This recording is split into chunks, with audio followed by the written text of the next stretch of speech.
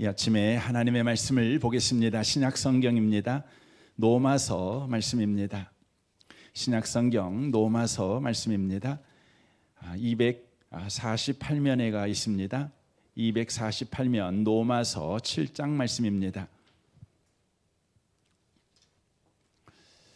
로마서 7장입니다. 14절 말씀부터 25절까지 기록된 하나님의 말씀을 보겠습니다. 14절부터 25절까지입니다. 함께 말씀을 읽으실 때 하나님의 음성을 듣는 복된 시간 되시길 바랍니다. 14절부터 읽겠습니다. 우리가 율법은 신령한 줄 알거니와 나는 육신에 속하여 제 아래에 팔렸도다. 내가 행하는 것을 내가 알지 못하노니 곧 내가 원하는 것은 행하지 아니하고 도리어 미워하는 것을 행함이라. 만일 내가 원하지 아니하는 그것을 행하면 내가 이로써 율법이 선한 것을 시인하노니 이제는 그것을 행하는 자가 내가 아니요 내 속에 거하는 죄니라. 내 속 곧 내 육신에 선한 것이 거하지 아니한 줄을 아오니 원함은 내게 있으나 선을 행하는 것은 없노라. 내가 원하는 바 선을 행하지 아니하고 도리어 원하지 아니한 바 악을 행하는도다. 만일 내가 원하지 아니하는 그것을 하면 이를 행하는 자는 내가 아니요 내 속에 거하는 죄니라. 그러므로 내가 한 법을 깨달았노니 곧 선을 행하기 원하는 나에게 악이 함께 있는 것이로다. 내 속 사람으로는 하나님의 법을 즐거워하되 내 지체 속에서 한 다른 법이 내 마음의 법과 싸워 내 지체 속에 있는 죄의 법으로 나를 사로잡는 것을 보는도다. 오라 나는 공고한 사람이로다. 이 사망의 몸에서 누가 나를 건져내랴. 우리 주 예수 그리스도로 말미암아 하나님께 감사하리로다. 그런즉 내 마음이 마음으로는 하나님의 법을 육신으로는 죄의 법을 섬기노라. 아멘. 아멘. 이 말씀의 축복이 저와 여러분의 삶에 충만하시기를 주님의 이름으로 축원합니다. 오늘 말씀의 제목은 예수 믿어도 왜 변하지 않는가? 변하지 않는 은혜에 대해서 함께 말씀을 나누기를 원합니다. 오늘 본문은 하나님을 외면하고 선을 통해 스스로 구원을 만들어내려는 인간의 현실을 보여주고 있습니다. 인간의 마음에는 늘 선과 악이 싸우고 있다는 것입니다. 선을 행함으로 악을 이기려는 싸움을 인간들은 합니다. 그러나 결국 항상 악이 이긴다는 것입니다. 그래서 19절에 이렇게 말합니다. 내가 원하는 바 선을 행하지 아니하고 도리어 원하지 않는 바 악을 행하는 도다라고 말하고 있습니다. 인류는 역사 내내 인간이 선을 행함으로 악을 이겨 스스로 구원하려고 애쓰는 인생을 살아왔습니다. 자본주의는 인간이 만든 악을 이기는 최고의 방법 중에 하나라고 합니다. 미국의 학자인 엘버트 허시먼이라는 분이 쓴 정념과 인간 이해라는 책을 보면 인간이 가진 정념, 곧 억제할 수 없는 욕망을 제어하는 방법으로 만들어낸 시스템이 자본주의라는 것입니다. 욕망을 욕망으로 제어하는 방식이라는 것이죠. 이의제의라는 말입니다. 오랑캐를 오랑캐로 무찌르는 방식입니다. 인간이 가진 욕망을 이익을 남기려는 욕망, 곧 돈을 소유하려는 욕망으로 제어하려는 것이 자본주의라는 것입니다. 인심은 곳간에서 난다는 말이 있지 않습니까? 사람이 돈을 가지면 마음이 더 넉넉해지고 품위가 생긴다는 논리입니다. 그러나 자본주의의 현실은 처음부터 그렇지 않았습니다. 어긋났습니다. 돈을 가져 배고픈 문제는 해결했지만 배 아픈 문제가 폭발한 것입니다. 절대 빈곤의 세상에서 구원했더니 상대적 빈곤의 지옥문이 열려버린 것입니다. 인간은 선을 통해 스스로 구원을 만들어낼 수 없습니다. 왜냐하면 인간은 언제나 악에게 지기 때문에 그렇습니다. 그렇다면 왜 인간은 항상 악에게 지는 걸까요? 그 이유는 어디에 있습니까? 인간에게 분별력이 없기 때문에 그럴까요? 아니면 굳센 의지가 없어서 그럴까요? 아닙니다. 성경 오늘 본문 18절에 이렇게 말합니다. 내 속 곧 내 육신에 선한 것이 거하지 아니한 줄을 아노니라고 말합니다. 곧 선을 행할 능력이 없기 때문에 인간은 분별력을 가지고 있지만, 굳센 의지를 가지고 있지만 항상 악에게 질 수밖에 없다고 하는 것입니다. 그렇다면 왜 인간은 선을 행할 능력이 없는 것입니까? 23절이 말합니다. 내 지체 속에서 한 다른 법이 내 마음의 법과 싸워 내 지체 속에 있는 죄의 법으로 나를 사로잡는 것을 보는도다 라고 말합니다. 인생은 죄의 지배 아래 있기 때문이라는 말입니다. 죄는 하나님 없음입니다. 하나님 없음은 가지가 나무에서 떨어진 것과 같습니다. 나무에 붙어있는 가지에게 비도 바람도 햇볕도 사계절의 변화도 모두 선입니다. 그러나 나무에서 떨어진 가지에게 비도 바람도 햇볕도 사계절의 변화도 모두 악입니다. 나무에서 떨어진 가지에서는 어떤 경우에도 악밖에 나오지 않습니다. 그래서 성경이 말하는 구원의 핵심은 하나님과의 관계 회복입니다. 하나님이 예수님을 이 땅에 보내셔서 하신 구원의 일은 하나님과 우리의 관계를 회복시키는 것입니다. 그리하여 우리 안에 있는 모든 것이 선이 되게 하신 것입니다. 로마서 5장 1절입니다. 그러므로 우리가 믿음으로 의롭다 하심을 받았으니 우리 주 예수 그리스도로 말미암아 하나님과 화평을 누리자. 또한 그로 말미암아 우리가 믿음으로 서 있는 이 지혜의 은혜에 들어감을 얻었으며 하나님의 영광을 바라고 즐거워하느니라. 다만 이뿐 아니라 우리가 환난 중에도 즐거워하나니 환난의 인내를, 인내는 연단을, 연단은 소망을 이루는 줄 알미로다 라고 말합니다. 예수님께서 우리와 하나님과의 관계를 회복시키셨습니다. 무슨 의미입니까? 이것은 언제나 하나님 없는 운명에서 언제나 하나님이 함께하는 운명으로 옮겨버렸다는 것입니다. 하나님이 우리와 함께하시는 삶이 되었다는 것입니다. 하나님이 함께하시는 삶에 일어나는 어떤 일도 이제 선입니다. 심지어 환난도 선이다, 이렇게 로마서 5장에서 말씀하고 있는 것입니다. 모든 것이 선입니다. 그런데 이제 예수 안에 있는 사람에게 모든 것이 선이다, 이렇게 선언이 되었는데 오늘 본문 말씀은 우리를 당혹스럽게 하고 혼란에 빠뜨리게 하는 말씀이 나옵니다. 24절입니다. 오라 나는 공고한 사람이로다. 이 사망의 몸에서 누가 나를 건져내랴. 우리 주 예수 그리스도로 말미암아 하나님께 감사하리로다. 그런즉 내 마음이, 내 자신이 마음으로는 하나님의 법을, 육신으로는 죄의 법을 섬기노라 라고 말합니다. 분명히 예수 믿어서 하나님 없는 삶, 곧 사망으로 끝나는 운명에서 건짐을 받아 하나님이 어떤 경우에도 함께 하시는 삶, 곧 영생으로 옮겨졌다는 것이죠. 그래서 예수 믿고 살면 항상 선을 행할 줄 알았습니다. 그런데 오늘 본문에 보니까 우리의 상태는 여전히 예수 믿기 전과 똑같다, 이렇게 말씀을 하고 있습니다.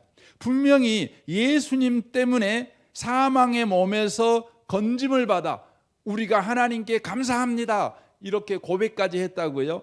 그런데 성경은 그렇게 말합니다. 25절 보십시오. 우리 주 예수 그리스도로 말미암아 하나님께 감사하리로다. 그런즉 내 자신이 마음으로는 하나님의 법을, 육신으로는 죄의 법을 섬기노라 라고 말함을 통해서 분명히 구원은 받았는데 상태는 예수 믿기 전과 똑같다는 것을 말해주고 있습니다. 여러분, 말이 안 되죠. 믿는 것과 믿지 않는 상태가 똑같다면 뭐하라고 믿는가, 이런 질문이 나오지요. 이런 불평이 나오지요. 차라리 안 믿어서 성경을 모르고 살면 죄 짓더라도 속이라도 편하지 않겠습니까? 그런데 괜히 믿어갖고 성경을 아는 용고로 우리가 죄를 지으면 더 심한 죄책감을 가지고 살게 돼 버리는 것 아니겠습니까? 현실이 그렇죠. 그래서 믿지 않는 사람보다 믿는 사람들이 훨씬 죄책감을 많이 가지고 사는 것을 보게 됩니다. 그래서 A상 웃음을 가지고 있지만 깊은 미소를 가지고 예배당에 오는 사람들은 별로 없습니다. 선생님의 호출로 교무실에 가는 아이들 같이 무슨 말씀으로 오늘 또 야단을 맞을까 이런 두려움을 가지고 겁이 나서 오는 표정입니다. 그래서 예배당의 분위기가 엄숙합니다. 눌려 있습니다. 성경은 우리가 믿음의 영웅이라고 여기는 성경 속 인물들을 가감없이 노출시킵니다. 각색하거나 포장하지 않습니다. 노아, 아브라함, 야곱, 다윗, 베드로 등등을 성경은 이렇게 소개합니다.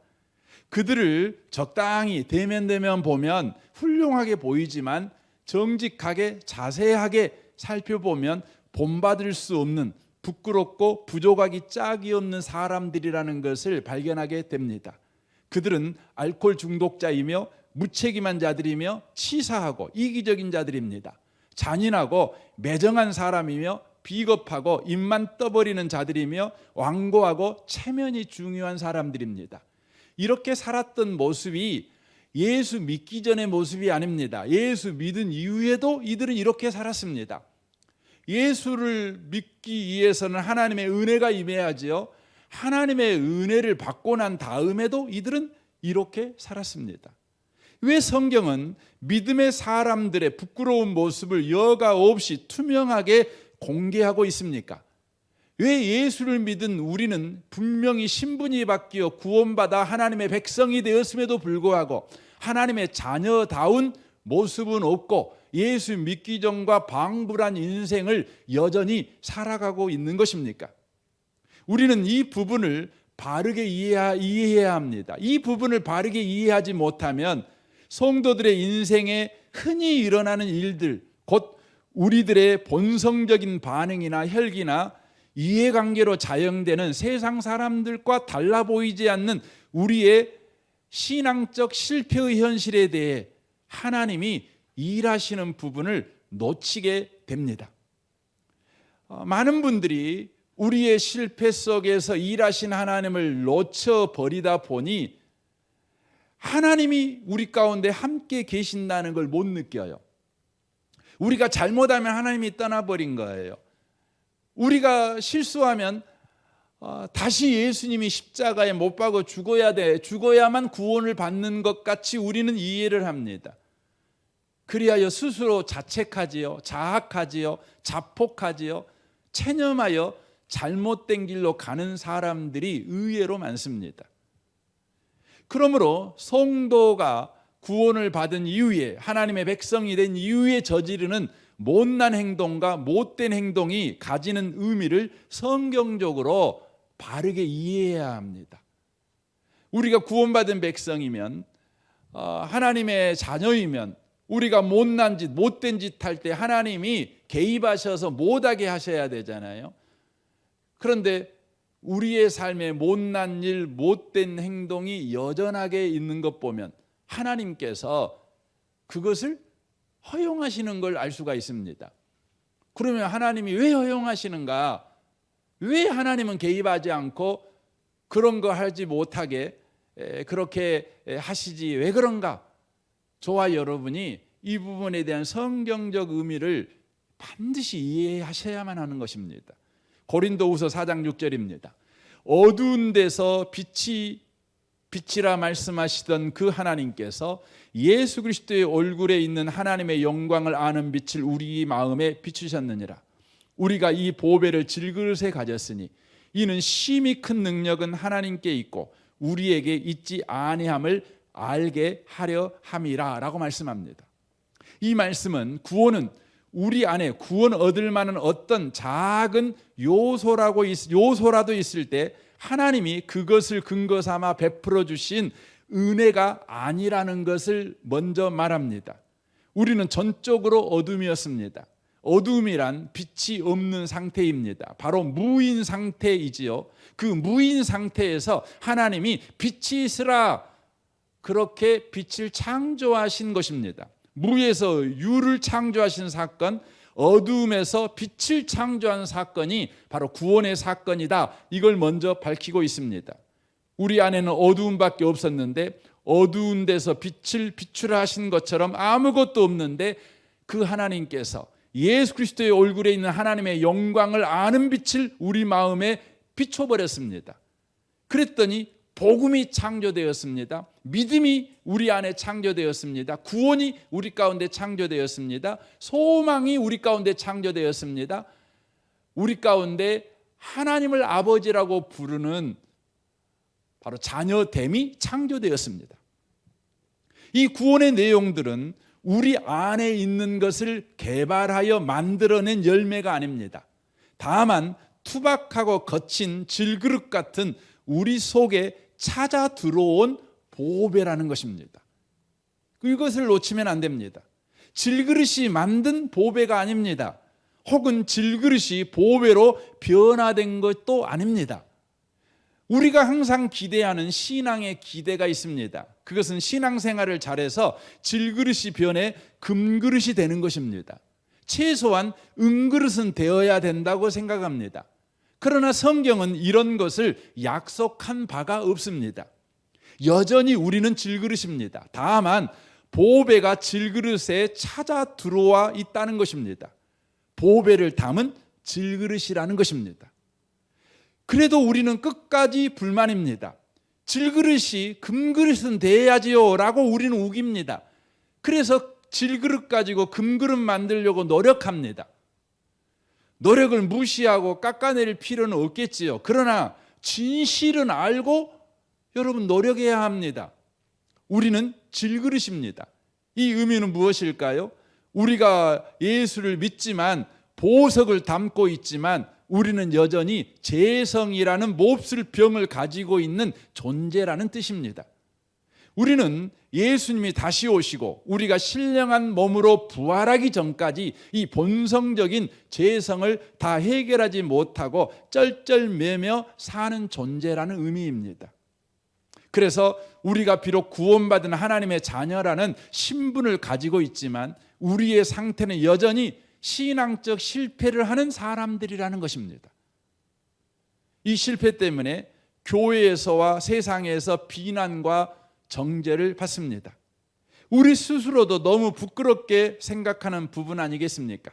내가 목사인데, 장로인데, 권사인데, 집사인데 왜 이 정도밖에 살지 못한단 말이야? 우리는 하루에도 몇 번씩이나 경험하는 바입니다. 그래서 하루에도 몇 번씩이나 좌절하고 절망합니다. 아파합니다. 그래서 이제 질그릇이 금그릇까지 변하는 걸 이제 포기해버렸습니다. 바라지도 않습니다. 그래도 변화되는 것에 대한 열망을 포기하지 않습니다. 그래도 최소한 금그릇, 은그릇은 포기해서도 스테인레스는 돼야 되지 않겠습니까? 그렇게 우리는 주장합니다. 우리의 절규이지요. 우리의 몸부림이지요. 그러다가 의심도 우리 가운데 훅 들어오는 걸 경험합니다. 예수님을 믿는데, 하나님이 우리와 함께 하시는데 이런 수준으로밖에 살 수 없단 말인가? 때론 회의감마저 듭니다. 그래서 죄에게 무력하게 넘어지고 실패하고 좌절하는 현실 속에 사는 자신을 볼 때 너무너무 힘이 듭니다. 하나님 왜 그러십니까? 하나님 왜 그러세요? 하고 우리는 질문하고 싶습니다. 이 질문에 대해 하나님이 바울을 통해 이렇게 대답하십니다. 고린도후서 1장 8절입니다. 형제들아, 우리가 아시아에서 당한 환난을 너희가 모르기를 원하지 아니하노니 힘에 겹도록 심한 고난을 당하여 살 소망까지 끊어지고 우리는 우리 자신이 사형 선고 받은 줄 알았으니 이는 우리로 자기를 의지하지 말고 오직 죽은 자를 다시 살리시는 하나님만 의지하게 하심이라. 이렇게 대답하십니다. 바울은 자신의 능력으로는 감당할 수 없는 수준의 현실을 겪고 있습니다. 이 현실은 바울을 무너뜨렸습니다. 그리고 하지 말아야 할 극단적인 생각까지 하게 되었습니다. 죽어버리고 싶은 것입니다. 그런데 이 무너내리는 자신을 경험하면서 하나님의 일하심을 알았습니다. 바울이 알게 된 하나님의 일하심은 무엇이었습니까? 바로 부서지고 깨지고 무너지는 실패와 좌절을 통해 자기 자신이 누구인지를 확인하게 하셨다는 것입니다. 바로 질그릇임을 확인하게 하셨다는 것입니다. 나는 구원자가 아닙니다. 오직 하나님만 구원자이십니다. 바로 이렇게 고백하게 만들었다는 것입니다. 이로 인해 자기를 부인하고 질그릇 속의 보배이신 오직 하나님만 의지하는 결과를 만들어내는 일을 하나님이 하고 계셨다는 것입니다. 바울의 실패를 통해서, 바울의 무너져 내리는 현실을 통해서 하나님께서 자기를 부인하고 오직 하나님만 의지하는 자로 만들고 있었다는 것입니다. 하나님은 우리의 실패와 넘어짐과 부서지는 현실을 통해 세상 것이 내용이 되고 사람이 근거가 되고 자신의 소원이 목표가 되는 인생과 현실을 사는 사람에서 하나님만이 이유가 되고 하나님만이 목적이 되고 하나님만이 내용이 되는 현실과 인생을 사는 사람으로 만들어 가시는 일을 하고 계신다는 것입니다. 우리는 신앙적 성공으로만 우리의 영적 신분과 구원을 확인하는 일에 익숙합니다. 그래서 우리가 무너지고 부서지고 넘어지는 것으로 영적 신분과 구원을 확인하려고 하지 않습니다. 그러나 주님은 이렇게 말씀하십니다. 마태복음 16장 24절입니다. 이에 예수께서 제자들에게 이르시되 누구든지 나를 따라오려거든 자기를 부인하고 자기 십자가를 지고 나를 따를 것이니라. 예수님을 누가 따를 수 있습니까? 헌신하는 사람이요? 열심을 가진 사람이요? 아닙니다. 자기를 부인하는 사람입니다. 자기 자신은 믿을 수 없는 사람이라는 것을 확인한 사람, 자신에게는 구원이 없고 자신에게서 믿음이 나오지 아니하며 소망이 나오지 아니하며 사랑이 나오지 아니하며 오직 예수에게만 사랑이 있으며 소망이 있으며 믿음이 있고 구원이 있다는 것, 오직 믿을 이는 예수밖에 없다. 이것을 믿는 자만 예수님을 따를 수 있는 것입니다. 우리의 신앙적 실패가 우리는 질그릇이요 예수님만 보화인 것을 알게 한다는 것입니다. 우리의 기도가 다 응답되면 우리는 하나님을 믿기보다는 우리의 기도 행위를 믿게 됩니다. 그래서 우리는 우리의 기도 응답을 자랑할 때마다 하나님을 자랑하지 아니하고 내가 새벽 기도했더니 응답해 주셨어, 내가 40일 금식했더니 응답해 주셨어, 내가 철학 기도했더니 응답해 주셨어, 내가 1000번제를 빼먹지 않고 하나님께 드렸더니 응답해 줬어, 이 이야기만을 합니다. 그건 하나님을 믿는 게 아닙니다. 내 기도를 믿는 겁니다. 우리는 하나님을 믿어야 됩니다. 그래서 하나님께서는 때때로 그렇게 목 놓아 기도를 하는데도, 그렇게 뒹굴뒹굴 구르면서 기도하는데도 기도 응답해 주지 않으면 우리의 현실이 죽을 것 같고 아니 망할 것 같은 그런 현실, 절박한 현실에서 기도하는데도 응답을 안 해주십니다. 왜요? 순전하게 하나님 믿으라고. 네 기도를 믿지 말고 하나님을 믿으라고. 순전하게 하나님을 의지하게 만드시기 위해서 그렇게 하시는 것입니다. 이해관계 없이 하나님을 의지하게 만드시기 위해서 때때로 우리 기도를 응답해 주지 않습니다. 이 일을 하나님이 지금 하고 계신다는 것을 우리가 놓치면 안 되는 겁니다. 여러분의 실패 현장에서 하나님이 이렇게 일하시고 계신다.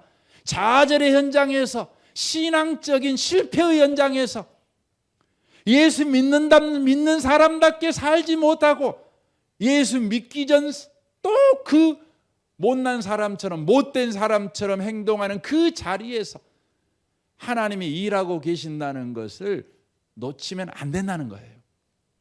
성도들이 신앙적 성공만을 기준으로 영적 신분과 구원을 확인하려고 합니다. 그러다 보니 자신의 현실과 인생을 보며 하나님께 예면당했다고, 버림받았다고 확신하고 체념하며 삽니다.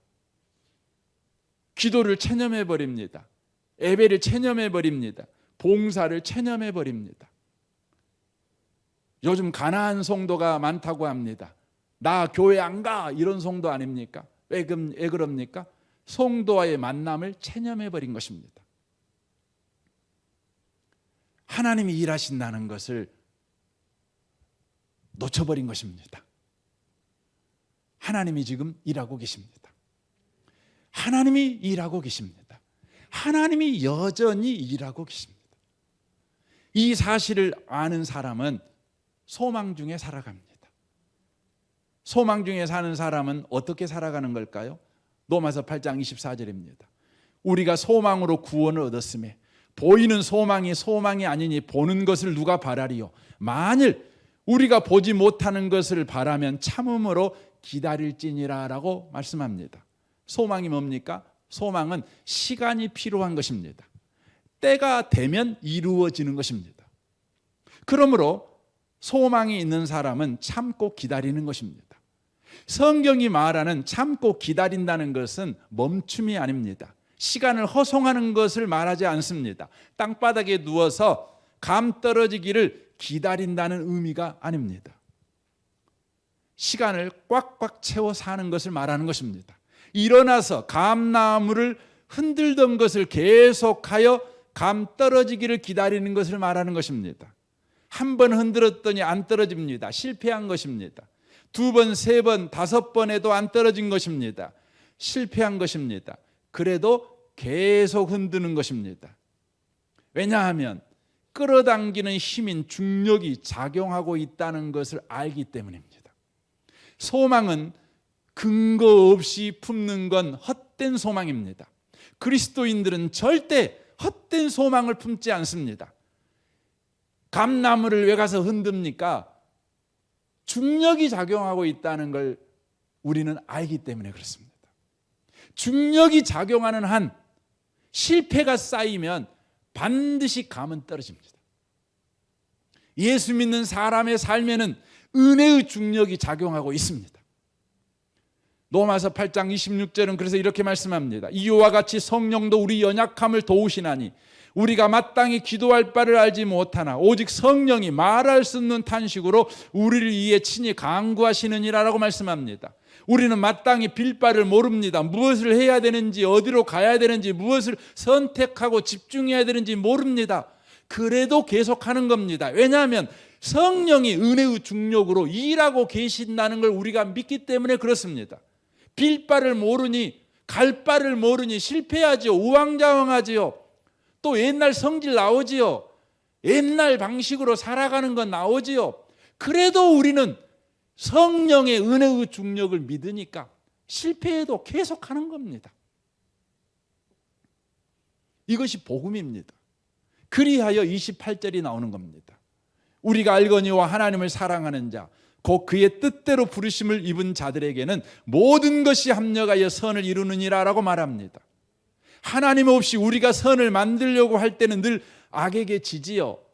은혜의 중력이 없는 곳에서 여러분 흔들어 보세요. 여러분 달나라에 가갖고 감나무 흔들어 보세요. 감 절대 안 떨어집니다. 중력이 없으니까 안 떨어집니다. 그러나 성도의 삶에는 성령의 은혜의 중력이 역사하고 있습니다. 하나님이 어떤 경우에도 함께 하시며 하나님이 일하고 계십니다. 그러므로 우리의 인생과 현실에 일어나는 모든 것이 반드시 합력하여 선을 이룹니다. 실패가 쌓이고 쌓이면 실패가 어제의 실패와 오늘의 실패가 합력합니다. 내일의 실패도 합력합니다. 10번의 실패가 합력합니다. 합력하면 선을 이룹니다. 이 모든 것 속에는 하나님의 일하심이 있기 때문에 그렇습니다. 하나님이 이루려고 하는 선은 궁극적으로 뭡니까?